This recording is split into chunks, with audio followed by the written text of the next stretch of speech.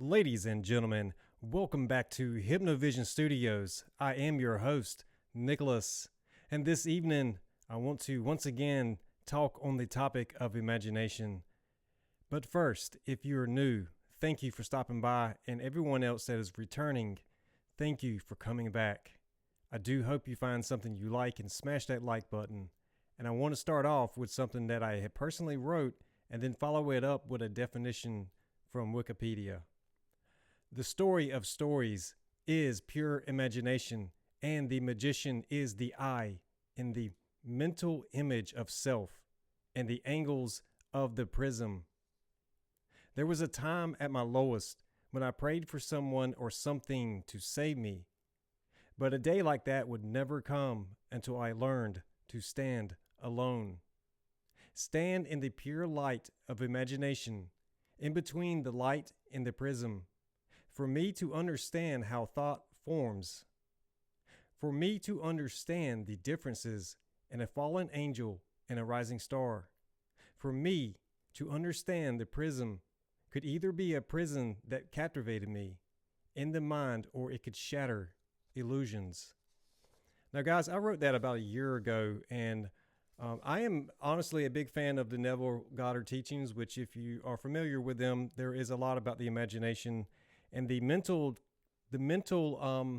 conversations that we have within our mind, the ongoing chatter, the flying monkeys, whatever you want to call it. So sometimes that inner dialogue that we have going on can become quite narrow and quite focused in on specific people, or we have trouble focusing. So it has really helped me to understand a lot of internal things or internal workings of the mind. And so I want to read to you now from Wikipedia itself about the imagination. Imagination is the production of sensations, feelings, and thoughts informing oneself. These experiences can be creations of past experiences, such as vivid memories with imagined changes, or completely invented and possibly fantastic scenes. Imagination can apply knowledge to solve problems and is fundamental to integrating the experience of the learning process. The learning process is fundamental. I find that to be really interesting because I see that as something that modern school does not really teach us, how to properly use thoughts and how they form and how the process of problem solving actually works. So that is another underlying reason why, as I have continued to make content, there's been this self-realization that it is important to understand just how deep and rich the imagination can be, and we need not be afraid of the dark of our own imagination. So a way to train the imagination is by listening to practicing storytelling, narrative, wherein an imagination is expressed through stories and writings such as fairy tales, fantasies, and science fiction. When children develop their imagination, they can often exercise it through pretend play. And guys, if you break words down, pretend, you could see this as to attend an event. So there is the whole act of role play to act out what they have imagined, and followingly they play on it and acting as if their make-believe scenarios are actually real. That's really fascinating, and that it says it in the word, right? Imagination, it says image. So we create mental images in our mind that are like motion pictures. And some people will say you are watching a movie, and that is quite honestly, in that sense, you are watching a movie, but perhaps the focus has zoomed in too much onto one character, and it has become a main star attraction that all the other characters in the imagination and the mental conversations are kind of pushed out. And I think that's where you get the whole Neville Goddard, everyone is you pushed out. You start to understand the complexity of how all these things are interconnected. The imagination really is a gift. way that you can explain the imagination. Where does it begin? Where does it end? I recently said something like, I didn't imagine this, so why is these events happening the way they are? Sometimes we're just not paying attention. And that is the other equation that goes into the imagination. What you focus on grows. So if you have been confined in a limited imagination for a long period of time, it can be quite frightening because it is the unknown. I have not been there. I do not know what's in this corner of my imagination.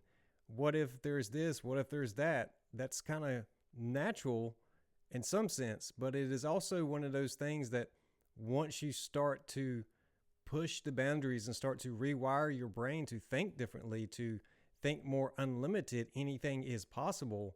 And you couple things like self-talk where you change certain sentences or syntax within your mental thinking processes. And that is part of the learning through the imagination, to be honest, because your mind can heal you. Your mind can create a dis-ease or discomfort. So that really goes back to what you focus on grows. It magnifies whatever it is that you are focusing most on. So sometimes being able to sit down and release tension in the body and relax is the only way that we can get back into the imaginative state, because we have become so wound up in the outside world that we have literally forgot what we pretended or forgot what we imagined, or we forget so many things when we don't stop and be still for a little bit and make that our practice in our own lives, because we can quickly get blown off course, so to speak. Speaking of mental images, that also brings me to the idea of hieroglyphs in ancient Egypt. The saying of pictures are worth 1,000 words definitely rings true here, because it takes an enormous amount of words to try to build a structure through language. And that is quite fitting also because we are now dealing with large language model AI. I was getting ready to say algorithms, but it really is an algorithm. It is patterns. It is nodes. There is a lot of stuff in computer science that is directly tied to the biology of the human body. Just like Nikola Tesla was able to see Tesla coil, or the Kundalini energy, when you overlay the images of these things, they are exact almost. Like it is bringing forth from what is in the darkness of the imagination, illuminating it, and then turning it into a physical manifestation in the outside world. So that's where we get to the whole idea that if it is not nature made, it first came from man's imagination. Everything is created in his image. And we can also look at it like this. If the sun above in the sky is shining on a man, then it casts his shadow as an image, silhouette, shadow, self. So the sun is casting the image of man onto earth. Without a mirror or without a reflection of water, man would not know what he looks like. So everything is imagination. His whole existence is a first-person view from imagination. It is hidden right up under your nose. Just like the Great Sphinx is missing its nose, it is hidden right up under your nose. And this is multicultural. It is all cultures. So that's where we get the occult of, we originally derived from one culture into many that now have been veiled from the original. So the occult means to hide. It does not necessarily mean that something is evil or satanic. That is a common misperception, and I do believe that that is a mainstream perception to keep people from really questioning or even looking into things. Circling back to what I originally opened up with about the fallen angel or rising star. Now, there is an image that I saw where it showed the visual layout of the left and right eye, and right in the center, I couldn't help but see the cross points, and all I could see was a star. And through my imagination, I was thinking, well, which way is the point? Where would you orientate the star for this to say this is the top and this is the bottom? So under that pretense of thinking, I imagine either the star is pointing outward or the star is pointing inward. Or if you are looking up and down, the star would be pointing north as in north node, or south as in south node. So in that sense, we understand that the imagination is pure energy and we give it form with our thoughts, and our cells are vibrating, and we understand water is a crystalline structure. We have crystals in our pineal gland. There is a whole alchemy process that is happening within our body as we are continuing to use our imagination throughout the day. And much of that is unconscious. Much of what is happening with the imagination is unconscious because there are other bodily functions like the automatic part of us that carries out a lot of the routines that have become patterns within our own lives. It's very deep stuff. The imagination is such a wonderful thing. Earlier on in my journey, I really felt like I got lost in it for a while, really pushing the boundaries of what I could conceive within my own imagination.